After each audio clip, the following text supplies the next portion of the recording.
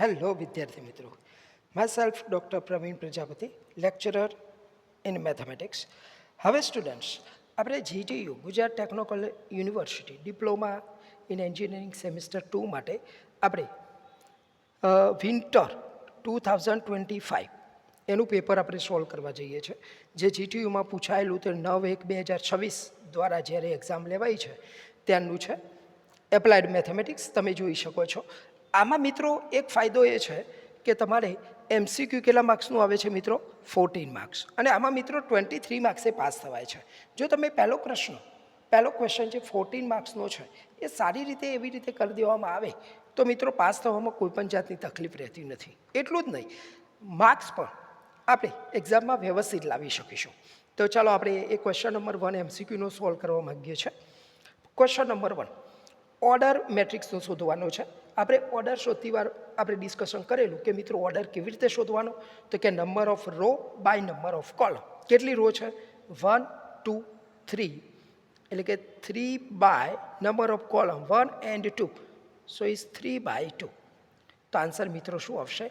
3 by 2. તમે અહીંયા જોઈ શકો છો સ્ટુડન્ટ્સ. હવે સેકન્ડ એક્ઝામ્પલ જુઓ મિત્રો. એમાં એડજોઇન્ટ શોધવાનું કીધું છે અને એડજોઇન્ટ 2 by 2 નો છે મિત્રો. એડજોઇન્ટ સહ અવયવ જ 2 by 2 માટે મિત્રો આપણે કેવી રીતે શોધીએ છીએ? તો આપણે શું કરીએ છીએ મિત્રો, સામેની બે જે વેલ્યુ છે વિકર્ણની એ આખી જ ચેન્જ કરી છે. 1ની જગ્યાએ -5 આવશે, -5ની જગ્યાએ 1 આવશે. તો પહેલાં હું એ લખી દઉં છું. અહીંયા -5 આવશે મિત્રો, અહીંયા 1 આવશે. અને આ બીજો પાછું અગ્ર વિકર્ણ અને પાછું વિકર્ણ કહીએ. અને આ પાછળનો જે વિકર્ણ છે એની સાઇન ચેન્જ થવાની છે. માઇનસ હોય તો પ્લસ થશે, પ્લસ હોય તો માઇનસ થશે. આ -2 છે તો મિત્રો શું થશે? +2. આ +3 છે તો શું થશે મિત્રો? -3. એટલે સ્ટુડન્ટ્સ આપણો આન્સર આ આવે છે, એટલે કે તમારો આન્સર ડી આવશે સ્ટુડન્ટ્સ. એક્ઝામ્પલ 3 જોઈએ સ્ટુડન્ટ્સ. એક્ઝામ્પલ 3માં તમને મેટ્રિક્સ આપે છે. મેટ્રિક્સનું મલ્ટિપ્લિકેશન કરવાનું છે.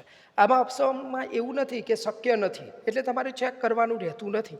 ડાયરેક્ટ આપણે મલ્ટિપ્લિકેશન કરીએ. પહેલાંનું પહેલાં સાથે 1 × 2 એટલે 2. બરાબર છે. અહીંયા તમે જોઈ શકો આનો ઓર્ડર કેટલો છે? 1 by 3 સ્ટુડન્ટ્સ. એક મેટ્રિક્સનો ઓર્ડર કેટલો છે? 1 by 3 છે એક મેટ્રિક્સનો. બીજા મેટ્રિક્સનો ઓર્ડર કેટલો છે સ્ટુડન્ટ? 3 by 1. તો આન્સર શેમાં આવશે? 1 by 1. આન્સર તમારો મિત્રો 1 by 1 મેટ્રિક્સમાં આવવાનું છે. એટલે શું થશે? આન્સર જુઓ તો 1 × 2 એટલે કે 2 પ્લસ 1 × 2 એટલે કે 2 પ્લસ 1 × 2 એટલે કે 2. તો આન્સર મિત્રો શું આવશે? 6. B option is correct. ખ્યાલ આવે છે મિત્રો?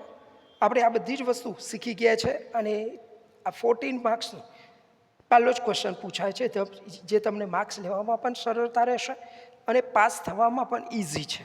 16 માર્ક્સ. આ બધા ક્વેશ્ચન આપણે સોલ્વ કરી ગયેલા છે. એક્ઝામ્પલ નંબર 4માં જઈશું સ્ટુડન્ટ્સ. એ બી ઇનવર્સ. તો એક નોર્મ્સ તમે યાદ રાખો સ્ટુડન્ટ્સ. એ બી ઇનવર્સ તો આ એક નિત્ય સમ છે. એ બી ઇનવર્સ એટલે ઓલવેઝ બી ઇનવર્સ ઇન્ટુ એ ઇનવર્સ. બરાબર. આ જેવી રીતે આપણે કહીએ છીએ ત્રિકોણમિતિમાં 1 + tan² = sec²x, એવી રીતે આમાં A B inverse always B inverse A inverse. હવે મિત્રો અહીંયા જુઓ. Example number 5. d/dx x³ + e⁻x + 2. એટલે હવે ડેરિવેટિવનો નિયમ છે કે પ્લસ માઇનસ આપણે બધાને સેપરેટ કરીએ. ડાયરેક્ટ લખી શકો તમે. x³ વિકલન કરો તો શું થાય મિત્રો?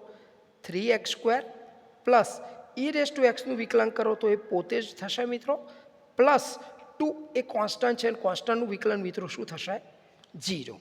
એટલે આન્સર શું થશે? 3x² + e⁻x. A option is correct. હવે આગળ વધીએ. Example number 6. y log of 4x - 3 અને dy/dx શોધવાનું છે મિત્રો. તો કઈ ફોર્મ્યુલા થશે? Chain rule. મેં તમને કહેલું dy/dx શોધવું હોય x કે અહીંયા શું આવ્યું છે મિત્રો? 4x - 3 આવેલું છે. તો આપણે ચેન રૂલ વાપરવાના છે. તો મિત્રો ચેન રૂલમાં શું થશે? dy/dx ચેન રૂલ વાપરીએ તો શું થાય? તો કે 1/4x - 3 ઇન્ટુ એક્સની જગ્યાએ જે છે મિત્રો, એક્સની જગ્યાએ આપણે જે પણ કંઈ વેલ્યુ લીધી છે મિત્રો, એનું આપણે ડેરિવેટિવ કરવાના છે. તો કે ભાઈ D by d x 4x - 3, એટલે ફાઇનલી આન્સર તમારે શું આવશે? 4x - 3 એનું તમે ડેરિવેટિવ કરો તો 4 થાય, અને 4x - 3 નીચે છે જ મિત્રો, એટલે આપણો આન્સર આવશે મિત્રો બી. એ આપણો ફાઇનલ આન્સર છે. એટલે આપણે શું કર્યું છે? ચેન રૂલ યુઝ કરેલો છે મિત્રો. એક્ઝામ્પલ નંબર 7 જુઓ. આ ફોર્મ્યુલા એમના એમ જ પૂછાતી હોય છે, તમે જોઈ શકો છો. D by d x of sine x, તો સાઇન એક્સનું વિકલન શું થાય મિત્રો? Cos x. એક્ઝામ્પલ નંબર 8, ઇન્ટિગ્રેશનની formula a raise to x dx, ઇન્ટિગ્રેશનની ફોર્મ્યુલા તો શું થાય? a raise to x by log a. Right, direct formula પૂછે છે આ લોકો, એટલે જેને ફોર્મ્યુલા આવડે છે એના માટે મજાનો વિષય થઈ જાય છે. એક્ઝામ્પલ નંબર 9 જુઓ મિત્રો. 1નું ઇન્ટિગ્રેશન શું થાય? એક્સ, કોઈ પણ કોન્સ્ટન્ટ, ધારો કે 3 હોય તો 3નું શું થાય? 3x, 5 હોય તો 5x. ખાલી ફોર્મ્યુલા છે મિત્રો, એટલે બી ઓપ્શન કરેક્ટ છે. 10, એક્ઝામ્પલ નંબર 10 તમે જોઈ શકો મિત્રો. x² મારે ઇન્ટિગ્રેશન કરવું છે, પછી આપણે અપર લોઅર લિમિટ મૂકીશું. તો x² ઇન્ટિગ્રેશન શું થશે મિત્રો? x³/3. અને પછી આપણે શું કરીશું? 0 અને 2 લિમિટ મૂકી દઈએ મિત્રો. 1/3 પહેલાં અચર પદ બહાર લઈ લઈશું. એક્સની જગ્યાએ પહેલાં 2 મૂકી દો મિત્રો, તો 2³ - 0/3. 2/3 શું થાય મિત્રો? 8, અને 3 કોન્સ્ટન્ટ છે જ, 8/3. ઓપ્શન એ જ કરેક્ટ. બરાબર. ઇન્ટિગ્રેશન કર્યા પછી અપર અને લોઅર લિમિટ આપણે આ રીતે મૂકીએ છીએ મિત્રો. એક્ઝામ્પલ નંબર 11 જુઓ. ઓર્ડર નક્કી કરવાનો છે ડિફરન્શિયલ ઇક્વેશનનો સ્ટુડન્ટ્સ. તો જોઈ લેવાનું, આપણે ઓર્ડર અને ડિગ્રીના પણ બનાવેલા છે વિડીયોઝ મિત્રો. એટલે આપણે શું કરતા હતા? જે ડીનો હાઈએસ્ટ પાવર હોય એને આપણે ઓર્ડર કહીએ છીએ. તો ડીનો પાવર કેટલો છે? 2. તો મિત્રો આનો ઓર્ડર શું થશે? 2. અને જો ડિગ્રી પૂછવામાં આવે તો એ ઓર્ડરની જે હાઈએસ્ટ પાવર છે તે 3, એને આપણે ડિગ્રી કહીએ છીએ મિત્રો. એક્ઝામ્પલ નંબર 12 જુઓ. ઇન્ટિગ્રેટિંગ ફેક્ટર શોધવાનો છે dy/dx + 2y = e⁻x. IF એટલે આપણે શીખ્યા છે મિત્રો, આપણું પ્રોપર ફોર્મેટ શું છે? dy/dx + px, હે ને, py = q. તો આ p શું છે? yની સાથે જે છે તે 2. તો ઇન્ટિગ્રેટિંગ ફેક્ટરની ફોર્મ્યુલા IF આપણને ખબર છે. IF શું લેતા? e⁻ p dx, એટલે કે સ્ટુડન્ટ e⁻ 2dx. e⁻2નું ઇન્ટિગ્રેશન શું થાય મિત્રો? 2x. તો આન્સર શું આવશે? C, e⁻2x. બરાબર છે મિત્રો. આ રીતે ઇઝી છે, તમે આનો મેક્સિમમ લાભ લઈ શકો છો MCQ માટે. એક્ઝામ્પલ નંબર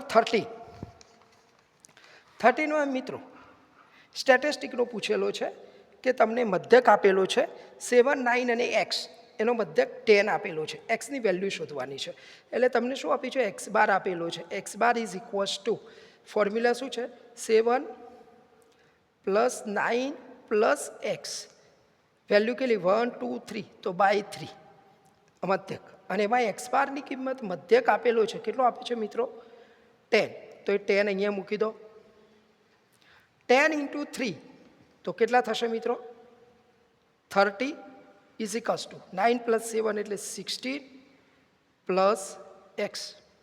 તો શું થશે મિત્રો? x = 30 - 16. તો શું થાય? 14 થશે કે નહીં? હા ને, answer is 14, D option. Right. એટલે આપણે શું કર્યું છે? મધ્યકની ફોર્મ્યુલા વાપરી મિત્રો.